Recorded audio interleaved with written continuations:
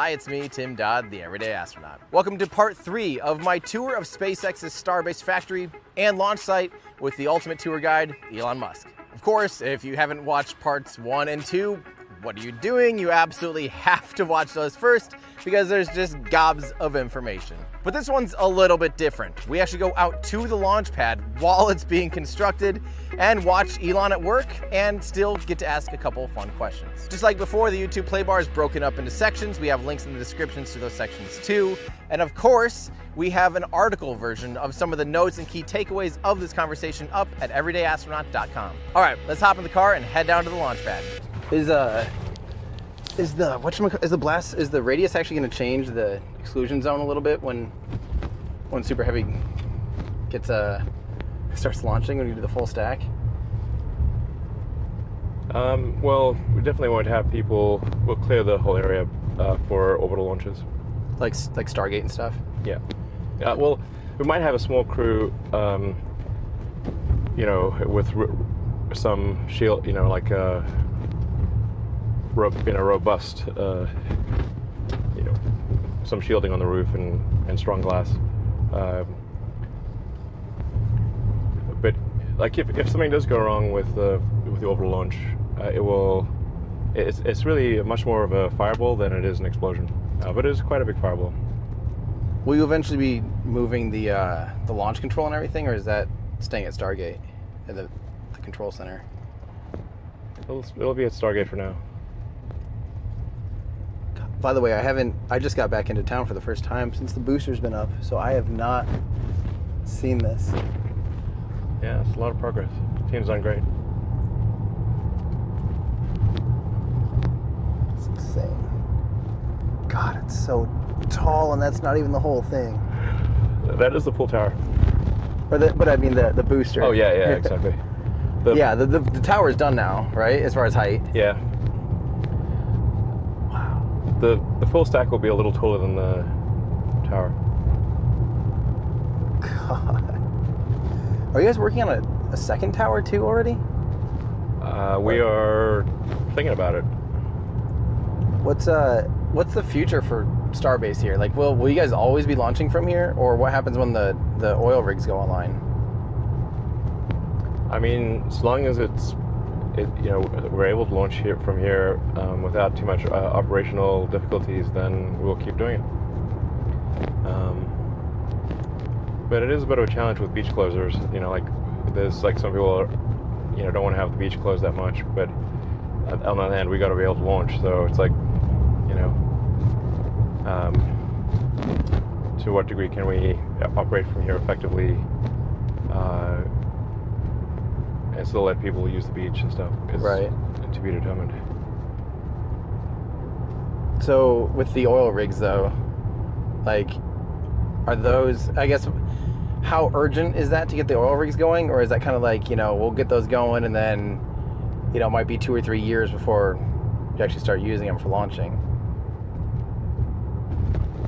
We're not thinking too much about the oil rigs right now.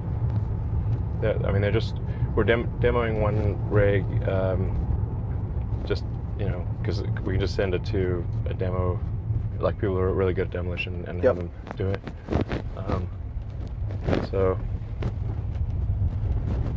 but it's not occupying any mind share. How far out will they, when you do start launching from there, is it going to be like hundreds of miles, or is it like 10 or 15 or something from shore? We're not thinking about it. That's, you know, this is all good for me though, because I'm so nervous that it'll be hard to watch them once they start launching from out there.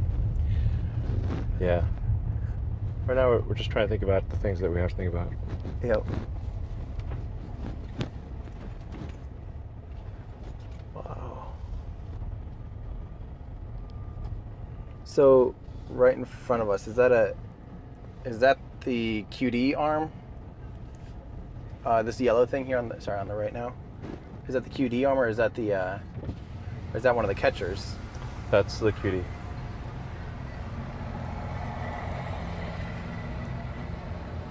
Yeah, we can hop out here.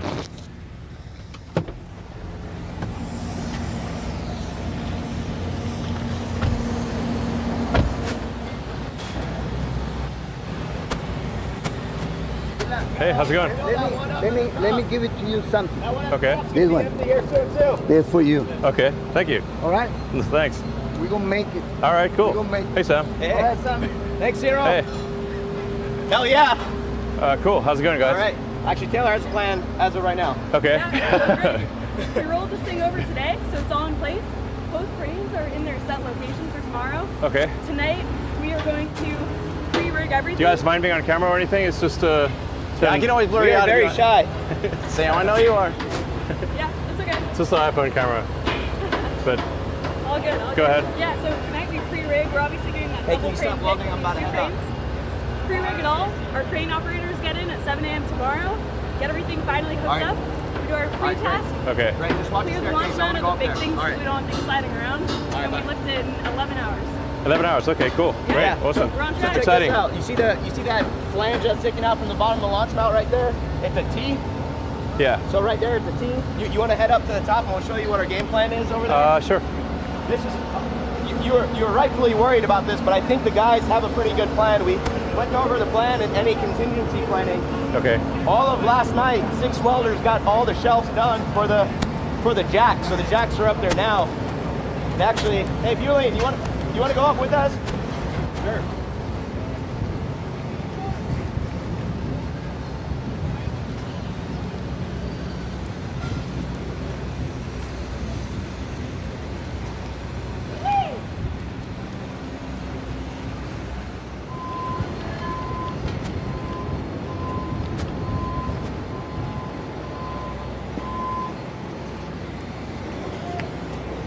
So those are the jacks on each leg. All right. The jacks that we got. So on top of that column right there, there's some shim plates. We believe we're off by ½ an inch, Half an inch. like Damn. the okay. plane. So what these guys have done, they added plates where we think we're gonna be high, and we'll keep the crane on the whole time while we're jacking. And then Robert, you wanna talk about the lap plates that you guys have? Sure. Yeah, as we're leveling, we might get some gaps here that are bigger than you'd like for your weld gaps. So if that happens, we got some just plates to bridge that gap. So we Okay. weld there, weld up top. It's a lot of steel. Yeah, and then over here, that little thing I pointed out in the launch now goes into this alignment. So we got 2 places here. So we'll be able to go right in here. That locks Okay. us Oh, in on great. rotation. Okay, got it. Yeah. So this is key. This was tracked in. Sure. Same thing on that side. So we'll get rotation, and then our plane will be fixed by the 6 jacks. But we only need 2 jacks actually. I think they're 200-ton jacks. So, but we have all 6, so we can really dial it in. All right. Okay. Sounds good. Yeah, Great. and look, I mean, we moved it and we had guys right back inside of it going. Again, it's all bonus time work in terms of fluids routing, and those are the hoods. So when the QDs retract on the hold downs, the top interface is that hold down hood, or sorry, the QD hood, and so it clamshells back in. It's all through like just a strut, not a dynamic system on its own. The hold down hydraulic actuator actuates the hold down, Yeah. the QD, and the hood all together.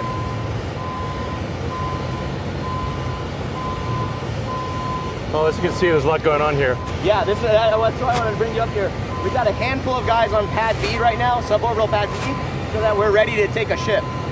So we've been off of it the whole time, but we've got a few days on that, so we do want to knock some of that out right now, Okay. so that we're ready for ship 20 when it comes out here. All right.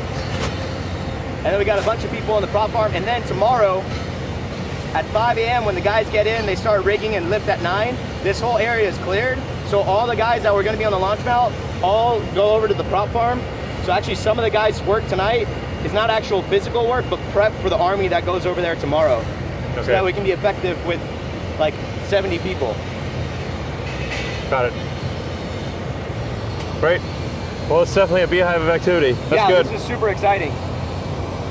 There's a few things to be worked out. After listening to what you said about contractor stuff, I got with our supervisors here, and we're trying to figure out what the right number is. And also, since we have all these great individuals here right now, it's also a good time. Like, oh, is there anyone from here that wants to join SpaceX? So Sure. we're looking into it. We've incorrectly surged for like 6 months continuously without looking back into it and looking at the proper head count. Okay. Yeah, if somebody's de facto long-term, we should make them long-term, not temporary. Yeah. It's easier too because these guys come and go, and then contract ends. It might be another company. Yeah, yeah. It's not set up the right way, so. No, it's better for them and SpaceX. Yeah. So. But the logistic plan right now is wild. So we're also running out a lot of parts. So McGregor is shipping us a bunch of fittings and seals. We got Cape and Vandy ready too to ship us stuff. We'll back order all those other sites on the stuff we take, but we're just trying to keep, we're trying to keep feeding these guys with parts right now. Okay.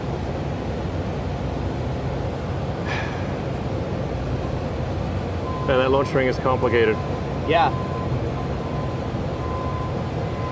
I do, however, like the approach of having the hold downs on the inside like that, where they fold into each other. Like, I like that design. However, everything else we need to take a look at, just like how thick the steel is to begin with. We obviously learned trying to bolt in and align some of the lugs is not the right path. We learned that line boring, as we got good at it, we got really fast at it too. So at least for the next launch mount, we're thinking line boring is the better step. Reduction in mass is going to be huge for us. Yeah. Yeah, it takes a long time to weld thick steel. Yeah, I mean, this is going to be a 1-inch weld here, all the way around, inside and outside. One pass on the inside and outside, just one weld pass, will get us 40 miles per hour on booster and ship. Okay.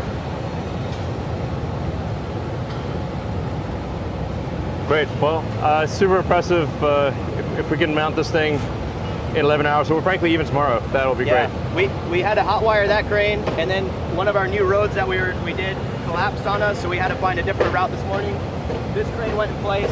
We did lose a little bit of time having to backfill, but that off went pretty well.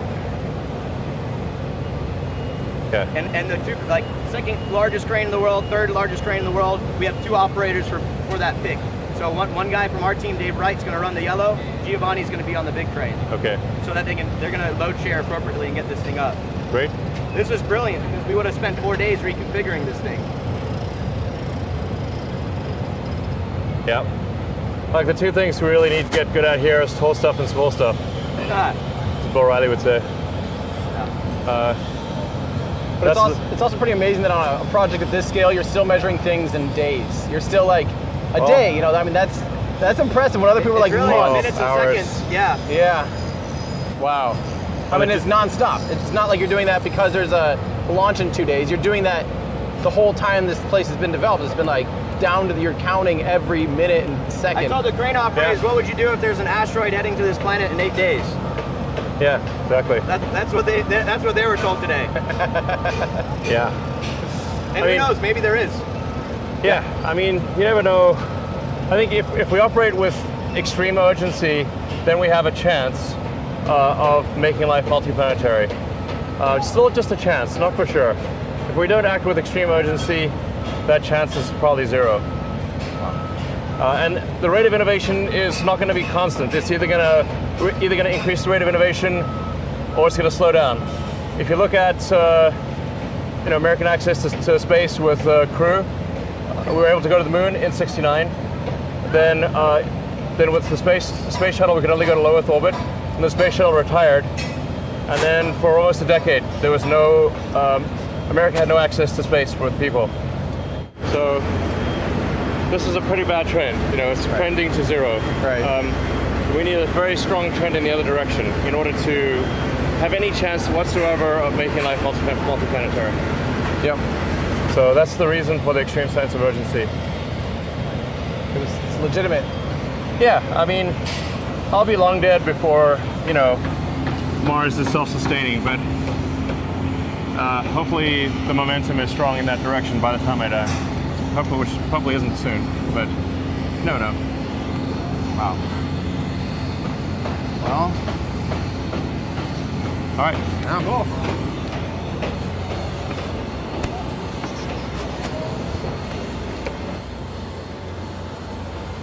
Sam, what if right when I got to the top, I'm like, oh, by the way, I have a horrid fear of heights. Oh, do you? No, I don't, but that'd be funny. I'll go to the tower next time, then. That view is amazing. Dude, it's huge. Oh, it's very impressive. It's great to see the progress. Nice work, guys. Yes.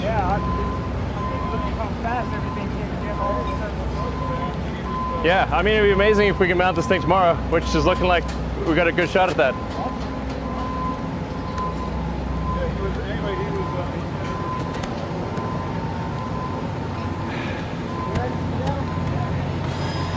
We've got paving, continuous paving around the site as well, so we can keep getting more and more paving going. We got landing pad expansion specifically, so we can give the tower guys for the arms a little bit more room to work on.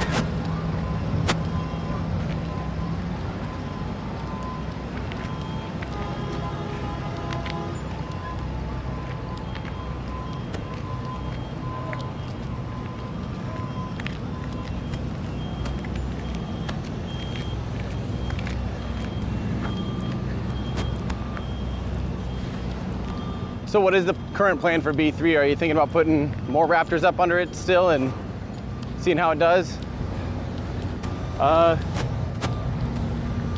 Sorry, for what? For B3, you had talked once about like maybe putting 9 up under there or something. No, it's we're just gonna focus on 4. Booster 4. Like I said, it's a rapidly changing situation, so